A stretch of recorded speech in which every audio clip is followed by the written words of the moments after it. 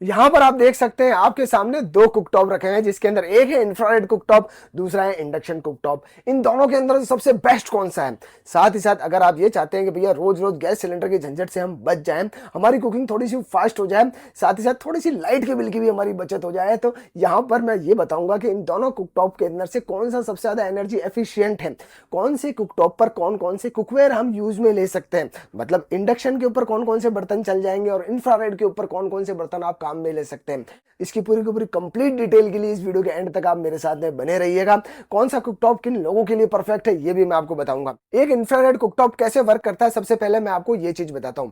इस infrared cooktop के अंदर आपको एक हीटिंग एलिमेंट देखने को मिलता है। आपने देखा होगा हमारे पुराने जमाने के ट्रेडिशनल हीटर्स, जो कि हाथ वगैरह तपने के काम में आया करते थे, पानी गर्म करने के काम में आया करते थे, कभी कभार खाना भी उनके ऊपर बना लिया करते थे, डिट्टो वही एलिमेंट आपको इन इंफ्रारेड कुकटॉप के अंदर भी देखने को मिलता है, जो आपको उन हीटर्स के अंदर देखने को मिलता था। बस थोड़ा सा और इसे आधुनिक बना दिया गया है। यहाँ पर आपको कुछ इस तरीके की सिरेमिक की प्लेट दे दी जाती है, आपको कुछ टच पैनल दे दिए जाते हैं, टेम्परेचर कंट्रोल करने का ऑप्शन दे दिया जाता है, डिजिटल डिस्प्ले दे दी जाती है, प्रीसेट मेन्यूज दे दिए जाते हैं। उसके अलावा आपको टेक्नोलॉजी के अंदर कोई भी डिफरेंस देखने को नहीं मिलता।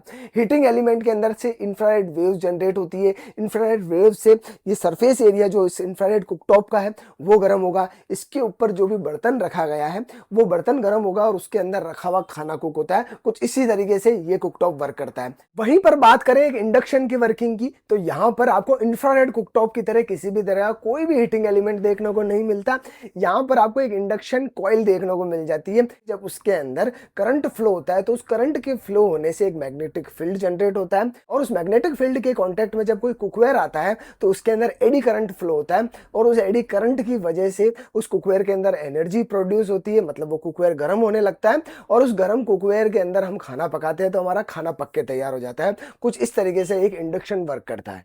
अब अगर यहाँ पर बात करें इन दोनों कुकटॉप के अंदर से सबसे फास्ट कौन सा है, तो सबसे पहले इस चीज के लिए हमको ये भी देखना पड़ेगा कि भैया दोनों बराबर वॉट के हैं भी या नहीं है।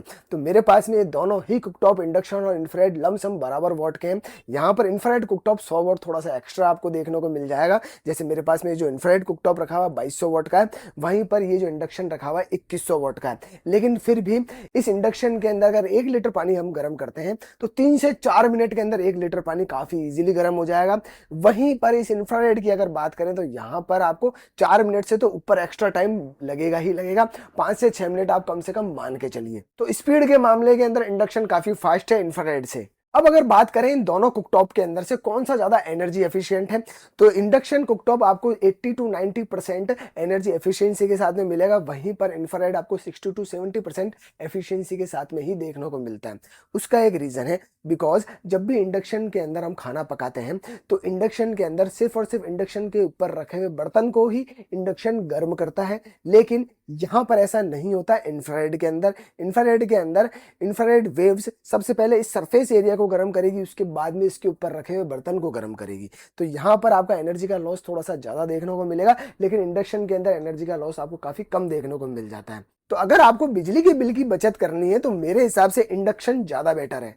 अब अगर बात करें इन दोनों कुकटॉप के अंदर से कौन सा ज्यादा सेफ है, तो यहाँ पर बेझिझक इस मामले के अंदर आप इंडक्शन पे स्विच कर सकते हैं। बिकॉज इसका एक रीजन है, जैसा मैंने आपको बताया था कि इंडक्शन के ऊपर जब भी कोई बर्तन रखते हैं तो सिर्फ डायरेक्ट उस बर्तन को गर्म करता है, इसके सरफेस एरिया को ये गर्म नहीं करता है। उसी तरीके से इंफ्रारेड के अंदर ये सरफेस एरिया बहुत ज्यादा गर्म हो जाता है। तो सेफ्टी के अंदर इंफ्रारेड से मच बेटर है इंडक्शन कुकटॉप। यहाँ पर अगर आपके घर के अंदर छोटे बच्चे हैं तो कृपया करके इंफ्रारेड कुकटॉप को आप अवॉइड कीजिए और बेझिझक आप इस इंडक्शन की तरफ स्विच कर सकते हैं। और साथ ही साथ इन कुकटॉप को आपने काम में ले लिया, उसके बाद में अगर आपको क्लीन भी करना है तो काफी इजीली इंडक्शन को आप साफ कर सकते हैं। बिकॉज सरफेस एरिया गर्म होगा नहीं तो आपको ज़्यादा वेट करने की आवश्यकता नहीं होती। लेकिन यहाँ पर इंफ्रारेड के अंदर ये जो सरफेस है काफ़ी ज़्यादा गर्म हो जाएगा, तो यहाँ पर आपको इंतजार करना पड़ेगा कि कब ये सरफेस ठंडा होगा और कब मैं इसे क्लीन करूंगा या करूंगी। तो इस चीज़ का भी आपको ध्यान रखना पड़ेगा। अब सबसे इंपॉर्टेंट चीज ये है कि भैया कौन कौन से बर्तन, कौन कौन से कुकवेयर, कौन कौन से कुकटॉप पर काम में लिए जा सकते हैं। भैया इंडक्शन पे कौन सा चल जाएगा, इंफ्रारेड के ऊपर कौन सा चल जाएगा। तो भैया इंफ्रारेड इस मामले में एक नंबर है। किसी भी तरह का कोई भी बर्तन आप इस कुकटॉप पर काफी इजीली चला सकते हैं। आप चाहें तो इसके ऊपर स्टेनलेस स्टील के बर्तन चला सकते हैं, उसके अलावा एल्यूमिनियम, तांबा, पीतल, उसके अलावा आप चाहें तो कांच के, और अगर आपकी इच्छा है तो भैया बेझिझक मिट्टी के बर्तनों को इसके ऊपर रख के भी कुकिंग कर सकते हैं। इसके अंदर किसी तरह की कोई भी समस्या नहीं है। वहीं पर बात करें इंडक्शन की, तो इंडक्शन के ऊपर सिर्फ और सिर्फ वही कुकवेयर यूज में लिया जाएगा जिसके नीचे इंडक्शन की प्लेट लगी हुई हो, मतलब मैग्नेटिक इंडक्शन फ्रेंडली बर्तन ही काम में लिया जा सकता है। मतलब एक तरीके से उस बर्तन के बेस के नीचे अगर चुंबक चिपकता है तो बेझिझक आप उस बर्तन को इंडक्शन पे काम में ले सकते हैं। उसके अलावा कोई भी बर्तन, कोई भी कुकवेयर इंडक्शन पे काम में नहीं लिया जाएगा। ये लिमिटेशन आपको इंडक्शन के अंदर तो मिलने वाली है। अब बात करते हैं मेन मुद्दे की कि कौन सा कुकटॉप किस रेट में देखने को मिलता है, कि इंफ्रारेड सस्ता देखने को मिलता है या फिर इंडक्शन सस्ता देखने को मिलता है। दोनों में से मैं आपको एक चीज बता दूं, अप्रोक्स आपको बराबर ही रेट देखने को मिलती है। मैक्सिमम केसेस के अंदर इंफ्रारेड थोड़ा सा सस्ता होता है और इंडक्शन थोड़ा सा महंगा होता है। एक अच्छा इंडक्शन आपको लमसम 1500 रुपए से लगाकर 5000 रुपए की रेट में देखने को मिलेगा।